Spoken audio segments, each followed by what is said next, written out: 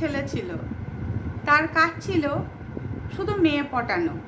আর যেমন সেমন মেয়ে নয়, সে খুব মানে তার এত হ্যান্ডসাম চেহারা ছিল, সে স্যুট বুট পরে গেলে যে কোনো মেয়ে তাকে পছন্দ করবে।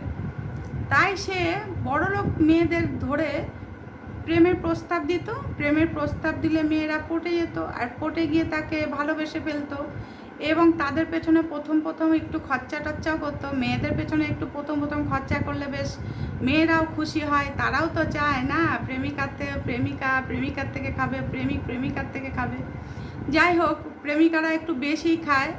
তা যাই হোক, পাগলু করলো কি, প্রথম প্রথম মেয়েদেরকে এরকম একটু একটু করে খাইয়ে খাইয়ে মেয়েদের পটিয়ে পটিয়ে তাদের প্রেমের জালে ফাঁসিয়ে নিয়ে এবার ঘুরে এই আজ এটা কাল সেটা, এই দেখো না এত টাকা খরচা হয়ে গেল বাবা মার পেছনে, কোথায় পাবো। এবার যেহেতু বড় লোক, তাদের তো টাকার অভাব থাকে না, তখন বলে তোমার কত টাকা দরকার ডার্লিং বলো তো, আমি তোমাকে দিয়ে দেবো, হাই মাই সুইট হার্ট, এরম বলে বলে পাগলু তো বেশ মেয়েদের থেকে অনেক অনেক টাকা রোজগার করে।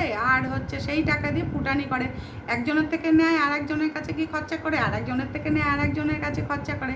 এই রকম একবারই দুটো মেয়ের সঙ্গে সে একসঙ্গে প্রেম করছে। এবার সে কখন কাকে যে কি কথা দেয় সেটা তো তার মনে থাকে না।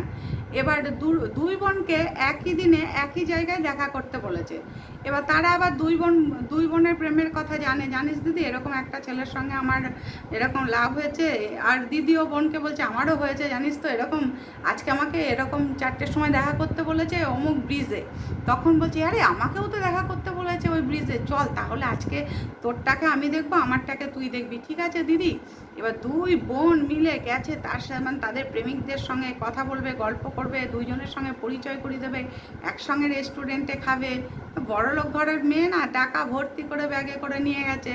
আর সেও জানে সেদিনকে অনেক টাকা পাবে, পাগলুও গেছে বেশ মহা আনন্দে, দুইজনের সঙ্গে সেদিনকে মানে টাকা পাবে। এবার দুই প্রেমিকা যে একই মেয়ে একই ঘরের আর একই জায়গায় দেখা করতে বলেছে সেটা তার মনে নেই। এবার যখন সে ব্রিজের ওপর দিয়ে উঠছে, দূর থেকে দিদি বোনকে দেখাচ্ছে, ওই দেখ যে লম্বা চওড়া ছেলেটা আছে না, জিন্সের প্যান্ট পরে স্যুট বুট পরে আসছে, ওইটা হচ্ছে আমার প্রেমিক। তখন বোন বলবে এ দিদি তুই কি বলছিস, ও তো আমার প্রেমিক, ওই তো আমাকে আজকে আসতে বলেছে।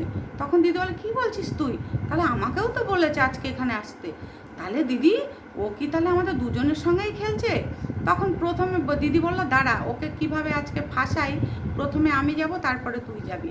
এবার বর দিদি গেছে, গিয়ে বলছে ও তোমাকে আসতে বলেছিলাম না, সেইটাই তো, তাই ভাবছি তোমাকে আসতে। তখন বলছে কেন গো, তোমার কি আর কারোর কথা দেওয়া ছিল নাকি? বলছে না না, সেরম কোনো ব্যাপার না। তখন পাগলু বলে তার সঙ্গে যখন গল্প করতে নেবে, গল্প করতে করতে এবার ছোটো বোনটা তখন সামনে আসবে, হাই ডার্লিং কী করছো গো, কার সঙ্গে কথা বলছো গো তুমি? তুমি না আমাকে এই সময় এখানে আসতে বলেছো, এটা কে গো? তোমার দিদি টিদি হবে নিশ্চয়ই। তখন সে বলছে না না দিদি কেন হতে যাবে, ওই আমার এক বান্ধবী, তার সঙ্গে।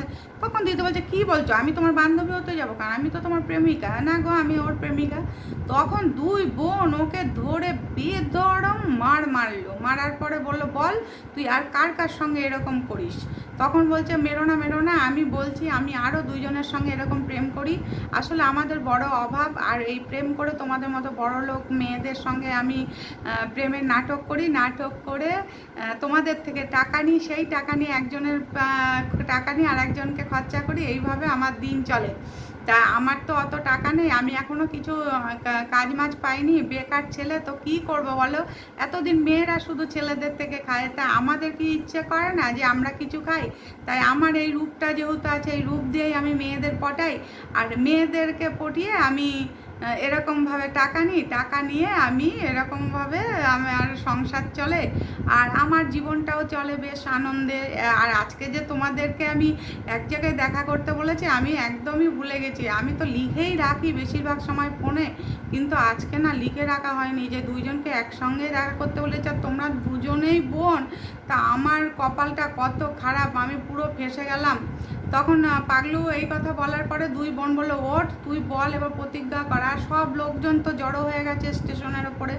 আর প্রতিজ্ঞা কর যে যাকে ভালোবাসবি তাকে মন থেকে ভালোবাসবি এবং তাকে বিয়ে করবি, না হলে তোকে ছাড়বো না। তখন পাগলু তো একদম লাফিয়ে পড়লো ওদের ওপরে, না না তোমরা কিছু করো না, আমি আর কাউকে এরকমভাবে ঠকাবো না, কারোর থেকে টাকা পয়সা নেব না, আমি এরপর থেকে ভালো হয়ে যাব এরকমভাবে, আমি যাকে ভালোবাসবো এরপর থেকে সত্যি মন থেকে ভালোবাসবো এবং তাকেই আমি বিয়ে করব, তোমরা আমাকে ছেড়ে দাও।